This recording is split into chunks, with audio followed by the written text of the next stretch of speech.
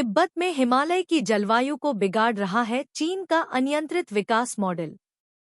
मुख्य भूमि से बड़े पैमाने पर पर्यटन के कारण बर्फीले क्षेत्र में हो रही दुर्भाग्यपूर्ण दुर्घटनाएं। लेखक अंजन रॉय। चीनी अधिकारी बेहद असंवेदनशील तरीके से व्यवहार कर रहे हैं और हिमालय की पारिस्थितिकी को नष्ट कर रहे हैं।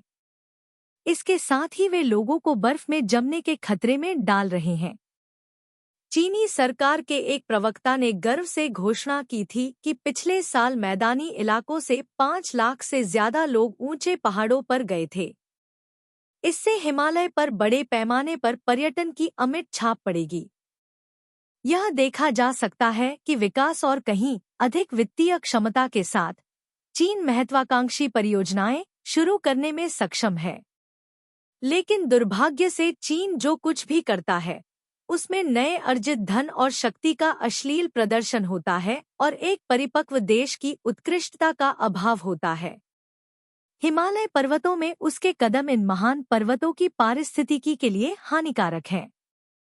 ब्रह्मपुत्र नदी के ऊपरी हिस्से में बांध बनाने का प्रयास एक उदाहरण है, जिससे नदी के निचले हिस्से सहित पूरे मार्ग पर असर पड़ेगा।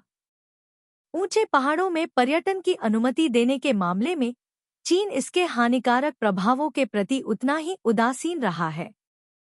ऐतिहासिक रूप से तिब्बती लोग ऊंचे पहाड़ों पर लोगों को जाने देने में बहुत सावधानी बरतते रहे हैं। धरती की सबसे ऊंची चोटी को भी समर्पित लोगों के लिए खोलने की बात तो दूर की बात है। तिब्बती हिमालय को देवी देवताओं का निवास मानते थे और चोटियों पर जाने से मना करते थे। जब से चीन ने तिब्बत और उच्च हिमालय पर कब्जा किया और अपने क्रूर विकासवादी रवैये को अपनाया, तब से सब कुछ बदल गया है। वे तिब्बती पठार को हान चीनी लोगों से भर देना चाहते थे ताकि तिब्बती इतिहास और संस्कृति, जिसमें हिमालय के प्रति उनकी श्रद्धा भी शामिल है, का सदियों पुराना इतिहास और संस्कृति मिट जाए। तिब्बती हिमालय में चीन की क्रूर पर्यटन नीति अब अपनी कड़वी फसल काट रहे हैं। तिब्बती हिमालय में चीन की क्रूर पर्यटन नीति के कारण हाल के दिनों में दुर्भाग्यपूर्ण घटनाओं का शिकार हुए हैं।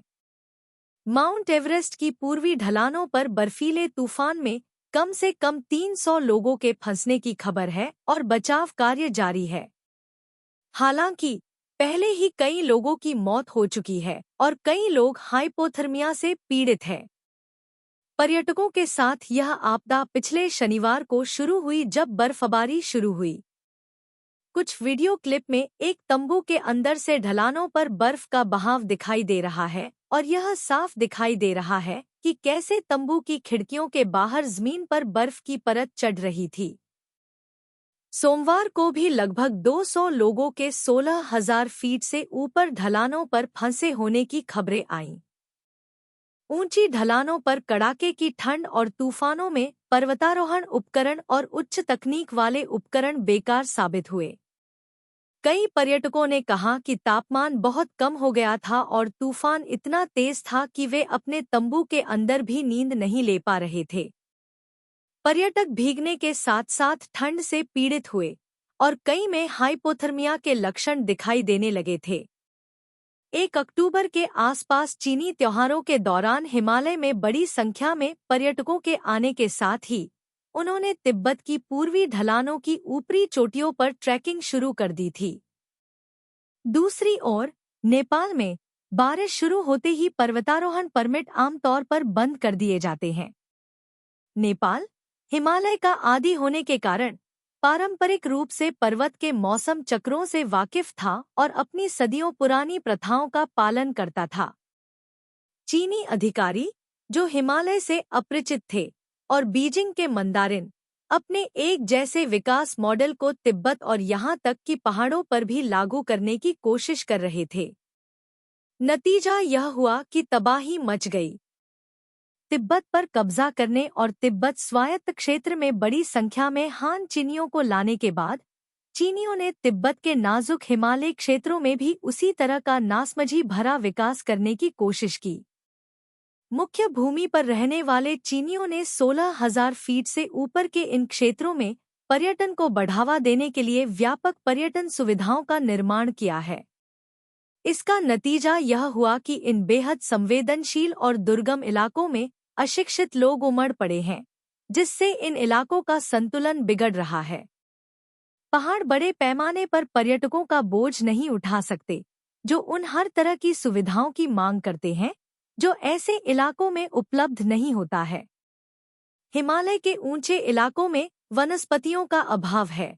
इन इलाकों में अत्यधिक बर्फबारी होती है और रात में तापमान 0 से 30 डिग्री नीचे तक गिर जाता है। इसके अलावा इन इलाकों में लगातार तेज हवाएं चलती रहती हैं, जो तापमान को और भी बिगाड़ देती हैं।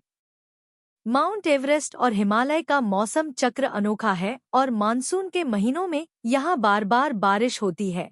मानसून के बादल भारतीय उपमहाद्वीप के कोने-कोने में छाए रहते हैं। मानसून हिमालय में बर्फीले तूफानों के रूप में फैलता है।